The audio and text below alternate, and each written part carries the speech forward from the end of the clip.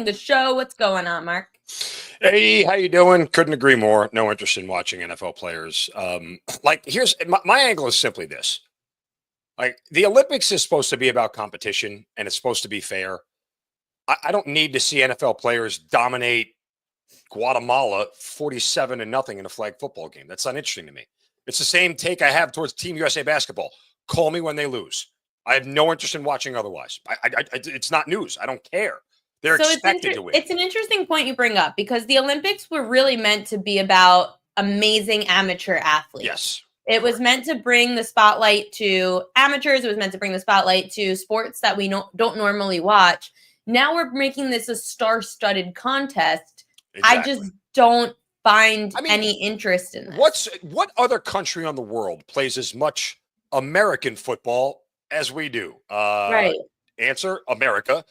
Let the amateurs have a go at it. If they start getting smoked, okay, then let's have a conversation like, hey, we need to have a better showing. This is the Olympics. But I kind of feel like the Americans who are playing flag football now could probably win the gold medal. You don't need Jamar Chase there. You just don't. Like, I see no value. Also, how is this going to impact the players going right into training camp and right into a season? I mean, look, we've seen baseball struggle with this with the World Baseball Classic similarly, right? Trey Baseball's Turner no longer in the Olympics. It's this choice that these guys make. It changes their spring training. Some guys it has an effect on the regular season. Some guys it doesn't. It's at a weird time. And oh, by the way, guess what? We're not any good at it. America isn't. That's it. We don't win this thing. We barely get to the finals. So, I mean, yeah, I see a point to us doing it because we don't win it all the time, but no one's going to beat us in football. Like, what's the point? No one has the athletes we do in football. What's the point? So Sean said Olympics are in August, right? They start in July. They go into August. So they probably would. My guess is that they'll put flag football at the beginning because some sports wrap up earlier than others.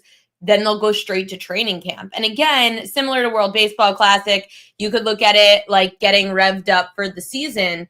Sure. They're just going at full force now. And I love baseball, and it definitely does have impacts on certain players. It's not as crazy as these football players could get trying to play flag football. Let me ask you a question. Do you think they're going to be going that much harder than they did in the Pro Bowl? Did you watch the Pro Bowl flag football game? No. Because I caught a little bit of it. I didn't watch any of it. Yes, and I think they will go harder because the Pro Bowl means nothing, and the Olympics means that they could win a gold medal. I suppose so. But I guess what I'm pointing out here is, and oh, by the way, Russell Wilson still throws picks in flag football games, so the Giants have something to look forward to. But beyond that, I think that these guys, they're going to outpace everyone. They don't have to go full bore. I wonder if we'll put odds up. We don't really put odds up on a lot in the Olympics, but I feel like the books are going to try to. Oh, they will, because NFL people will bite 100%. Yeah, like there's going to be one sport that they totally let us bet on, and it's going to be the freaking flag football game. They will have anytime touchdown props for it, right? Fair point. They'll have touchdown thrower props for the quarterbacks, depending on anytime touchdown props would be kind of fun. Yeah, I mean that's really it. Will there be a defensive touchdown, yay or nay, kind of props? Number of flags, right? I don't think they'll do yards or interception. For all the player props that you normally see, you'd probably get with minus the yards. I don't think they'll count the yards. Because remember, I kind of am enjoying this now. If I could bet on flag football with anytime touchdown props. Okay, it's growing on me. I'm going to come up with some more props. Let's talk about what we could actually bet on today. You've got your card. We've got a few baseball plays, a little NBA. Let's start with baseball. Reds, Pirates, first 5 under. Why? If it's not broken, don't fix it. I mean, the Pirates couldn't score in a whorehouse with a fistful of hundreds. So that's that. Red starter Nick Martinez probably even more effective. He went 7 innings, gave up 2 hits, no runs last time out against the White Sox, which is a very comparable lineup to the Pirates. Here's where the real kind of handicap is. Bailey Falter, left-hander Bailey Falter, starts for Pittsburgh. This guy's my nemesis. Every time I bet on him, he screws up. Every time I bet against him, he wins. But nonetheless, the Reds can't hit left-handed pitching. They have the 5th lowest batting average, 8th highest K rate.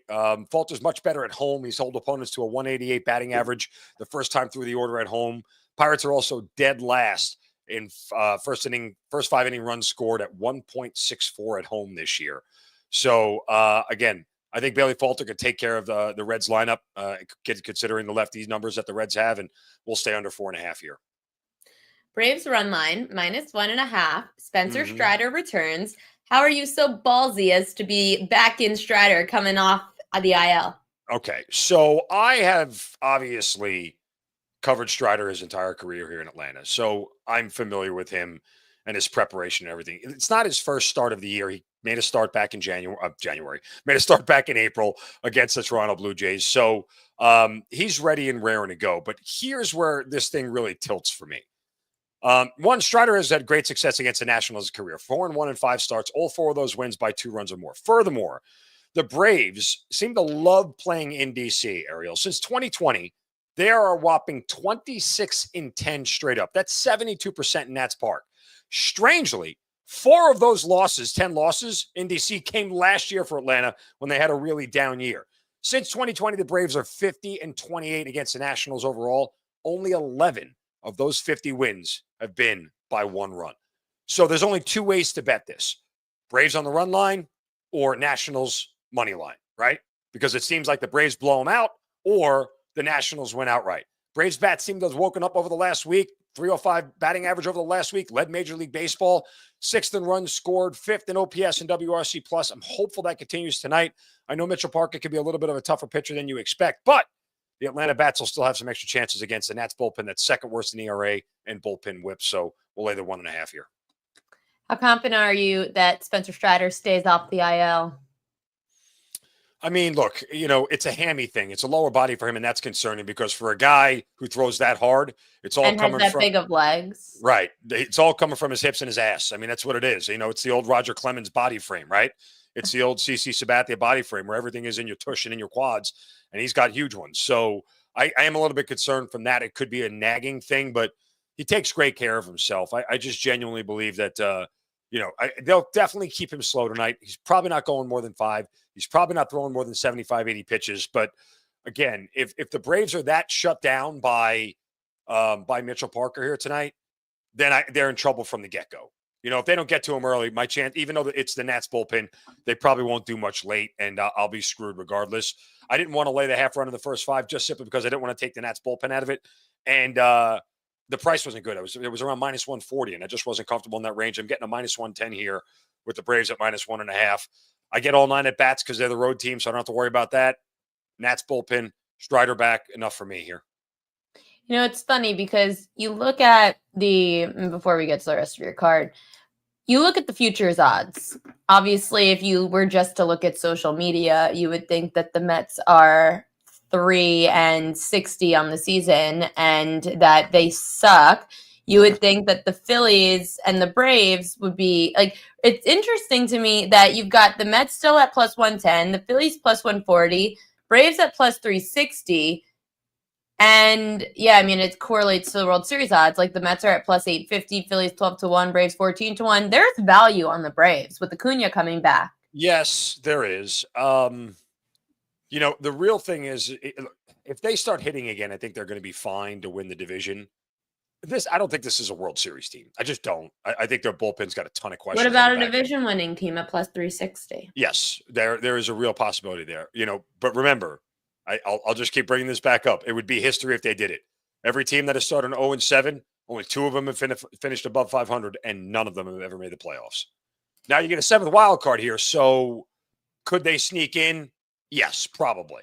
They could still sneak in the 7th wild card, but that looms large. Yankees team total over 4.5. Another play that you like tonight. Patrick Corbin's on the mound for the Texas Rangers. Haven't we had enough? Am I allowed to say a bad word here? Haven't we had enough? Yeah. Have we had enough of this Patrick Corbin shit? Aren't we done with him being a semi-quality starter? I've had enough of this. It's really starting right. Like it has to end at some point. It does because history tells me it will. Look, 5 of his starts, right? He's faced 2 legitimate lineups in Seattle and Detroit. It's a really strange thing because the team has lost 3 games with them. They've all lost him 2-1. And both games they won for him, they scored 8 runs. And that was against the Athletics in Colorado. Like the 3 lineups he's faced the Athletics twice in Colorado. He hasn't just really faced a lineup like this. Now, some people tell you the Yankees are feast or famine. They're coming off the big series win over the Mets. Could be a huge letdown spot. Sure. But it is the bandbox we call Yankee Stadium. And, they hit pretty well there. And Patrick Corbin is a lefty, and the Yankees murder left-handed pitching. So Aaron Judge is murdering left-handed pitching. yes, so it's like I've had enough of this. Maybe this is an emotional play, and it's probably stupid for me to do it, but I just want to see Patrick Corbin get rocked once again, so all can be right with the world. And it feels like this is a good spot for the Yankees to do it. Can't take the Yankees here because Will Warren. I wouldn't trust him as far as I could throw him. I would rather have you on the mound than Will Warren. Okay, Oh, thanks. so he's that terrible. But people have said, "Well, just take the over," and I'm like, yeah, okay, sure. Just take the over. But if the Yankees don't get to 5 runs, guess what? Texas ain't getting to 7. This is a lineup that can't hit. So I don't know what to do. So I just took the Yankees team total. Yeah, I mean, I saw in the MLB research team packet that Aaron Judge, I signed out of it. I should have. Aaron Judge is hitting like 360 against lefties since, and I think like 22 home runs. I'm doing this for memorization. I have the numbers in front While you're of me. doing it, the Yankees have scored the second most runs off left-handed pitching. They're top 5 in batting average. They're number 1 in OPS, number 1 in WRC plus against lefties. They have the highest walk rate against lefties, and they're in the bandbox at Yankee Stadium with a short porch in right field. Like Aaron Judge against lefties since 2024, hitting 338 with 22 home runs and 160 at bats. But ready for this one? This one might shock you all. DJ LeMahieu. Oh, I saw against Patrick Corbin. Oh my God! If he's not in the lineup tonight, I'm going to punch Aaron Boone. DJ LeMahieu against Patrick Corbin is hitting 379 and 58 at bats. 6 home runs. DJ LeMahieu home run prop. Let's go. Is he in the lineup tonight? What? Is he in the lineup tonight? Do we know? Let me see. The lineups I didn't they see have been them post posted. the lineup yet. LeMahieu is batting. He's batting 7th. Yeah. LeMahieu crushes him. We have to get a DJ LeMahieu home run prop in here tonight, Ariel. Just Judge for kicks hitting and giggles. 485 with 7 homers against lefties in 2025 and 33 at bats. Thank you, Jessica Brown, for that. Let's see what the home run props are. Aaron Judge is probably like plus 190. It's probably I wonder if they even would list LeMahieu at this point. I mean, he's been playing. So, yeah, Aaron Judge plus 172. That's a joke. I don't see LeMahieu. Oh, no, there he is. 9-1. Yes, let's go. If DJ LeMahieu hit a home run tonight, I would die laughing. I am absolutely putting this in right now. Jessica said BetMGM, you could get 10-1 on DJ. 100%. This is worth. Jessica Brand? When was DJ LeMahieu's last home run? He hit one the other day against the Mets in the 3-2 loss. He hit the solo home run right over the first row. Oh yeah, wasn't that a pinch hit home run? No, he started that game. I just threw a pizza bet down on it. Screw it. Okay, go for it. Let's go. 9-1. 9-1. That's what I got. I got 9. Yeah, I forgot about that home run in the 3-2 loss on Friday. Yeah. Where was I? I had the first. I was watching the Knicks. That's why I was partying on 7th Ave like an idiot. There you go. Good for you. Yeah, that's why I missed the home run. He says you're a Yankee homer.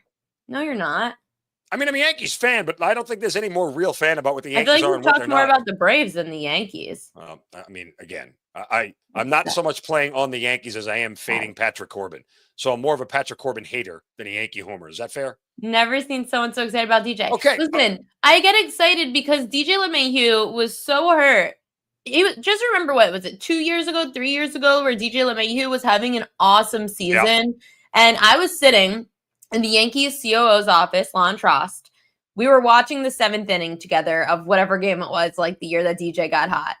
He looked at me and he said, that was one of the best decisions we ever made. And this, again, was when DJ was hot. He was like, I love him. He's just a grinder. He's a contact hitter. He's the guy that we needed. And I really hope for DJ LeMahieu's sake that he could get back to that for at least another season or two of his career. It's funny because it's strange how you bump into people. You know, I mean, obviously everybody knows that you guys are making fun of me with DJ. I was getting more excited at the fact that Ariel knew that because I had looked at it this morning and you just reminded me that you have to bet 10-1 on DJ to hit a homer tonight. So I apologize for my overexcitement about DJ LeMahieu. But anyway, weird small world who I bumped into his orthopedic. He told me this offseason he was retiring.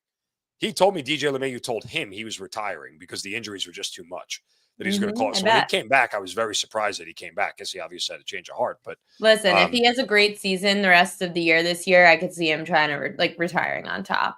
But that, again, no more DJ LeMahieu. Let's go to the NBA. Mhm. Minnesota Timberwolves. You're taking the points with Minnesota. You're on the same side as some other guy who's about to come on the show. So why are you taking points? I mean, look, the Minnesota Timberwolves are not the 6th seed in the West. I know that's a number that it says next to them, but they're better than that. And if you look at their numbers the second half of the year, it's proven that they've been better than that. From December 1st to the end of the regular season, they were 7th in the NBA in points per 100 possession and 5th in points allowed per 100 possessions. They're 30-6 in the last 36 games that Julius Randle has played. That's a 68 win pace. And I say all that again because Randall missed a bunch of time this year to say that they're a better version of themselves now than they were at the beginning of the year. I think they'll have the edge on the offensive glass with Gobert and Randall on the inside.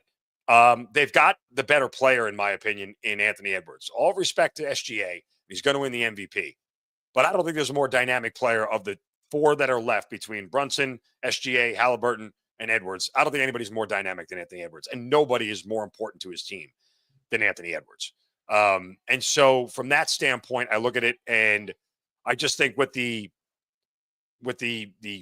Thunder coming off this big emotional game 7 on short rest, and then having to face a well-rested Timberwolves team that'll be very sharp on the defensive end.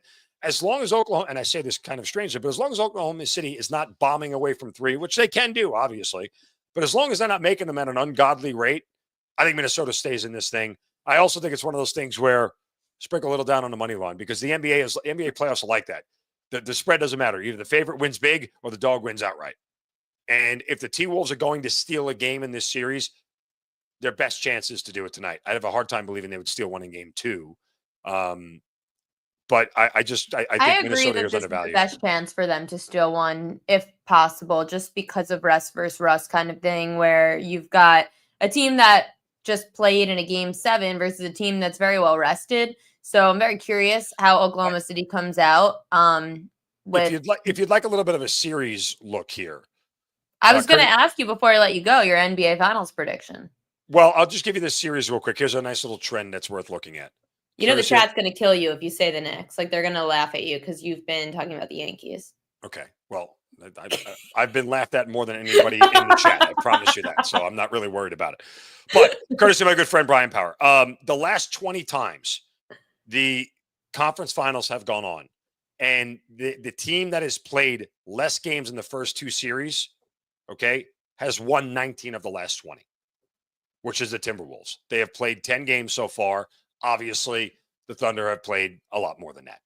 So it's great value. You've got like over 3-1. Yep. I don't know if I could do it. I don't know if I could get to that window. I mean, here's what I'll say about the Knicks Pacers. Last year, the Knicks were a banged up version of themselves, so it's not really fair to do that. There are 2 things. There are 2 regression sets that I believe are coming. Which one do you believe is worse? Number 1, the Pacers cannot continue this shooting pace that they're on. It's just not sustainable. They're better than 50% from the field and 40% from 3 over the last 2 series. It's just, I don't think, when I say it's not sustainable at that number. Did they come back down to 46% and 37% and still win games? Yes. But that regression is coming. How hard it comes and how much it has an effect on the outcome yet to be determined.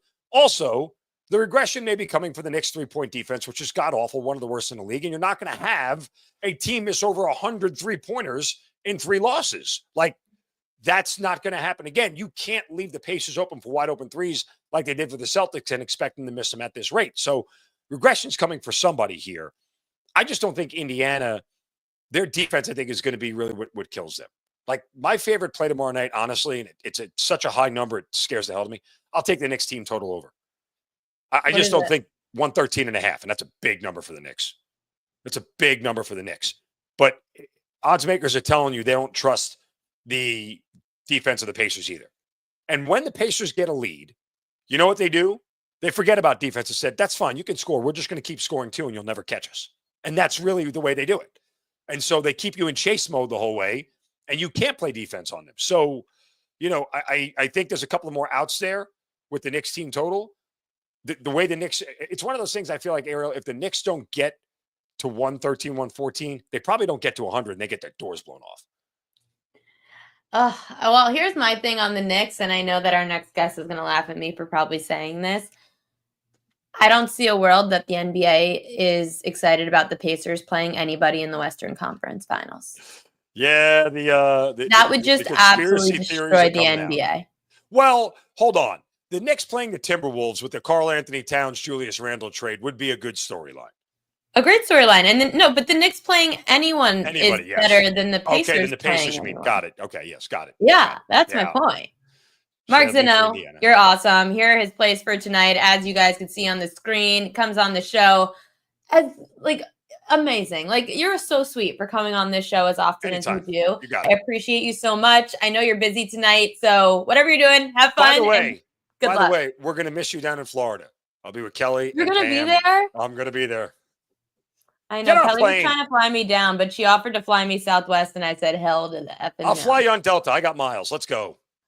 I do too, but my dad's birthday is this weekend, so Dad ruined it. Well, we'll miss you. We'll toast to you. I'll FaceTime you guys. Have fun, safe travels, and good luck See ya. tonight. Thanks.